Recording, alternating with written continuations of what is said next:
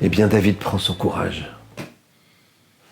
Il accepte le défi de Shaoul qui lui dit « Tu me ramènes 100 prépuces de Philistins ».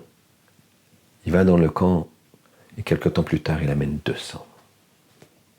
Shaoul est obligé de donner David, de prendre David comme gendre. Et il épouse Michal. David devient général des armées de Shaoul. Un combattant hors pair. Attention, Shem Shamaim pour la mitzvah. Voilà qu'un jour, David revient d'une victoire éclatante, une de plus.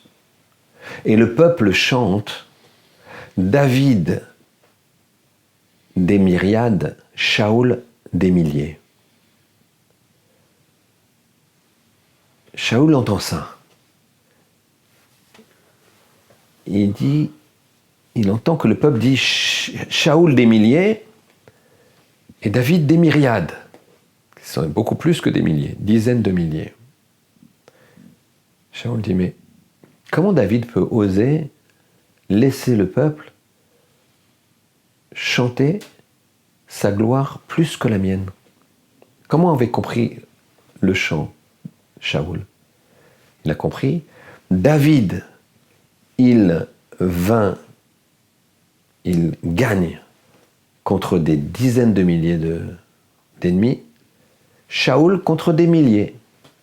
Donc Shaoul est plus faible. Et donc Shaoul dit, il se rebelle.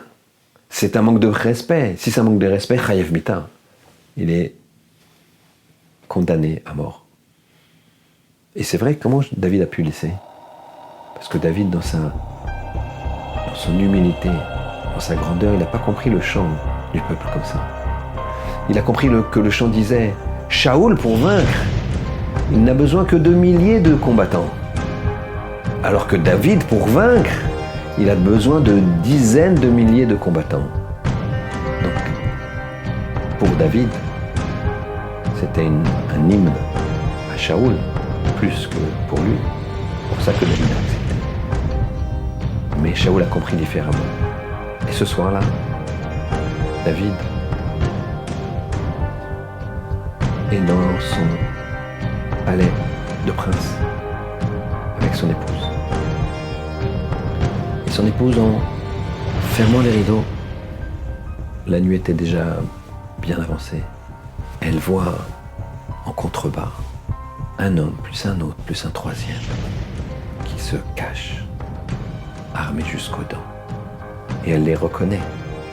C'est la garde rapprochée de Shaoul. Il se dissimule dans le jardin, il commence à se mettre en position. Immédiatement, elle appelle David. « David, mon cher mari, mon père a décidé de te tuer. Va, vite, à l'autre bout du palais. Sors, va-t'en par la fenêtre, dépêche-toi, ils sont en train de faire le tour pour tout encercler. Vite !» David est là, sans une arme, sans rien. Il court. Il traverse le palais en courant. Il ouvre la fenêtre. Il descend. Et il court dans la nuit. Il a réussi à s'enfuir car à quelques secondes de près, le piège se refermait.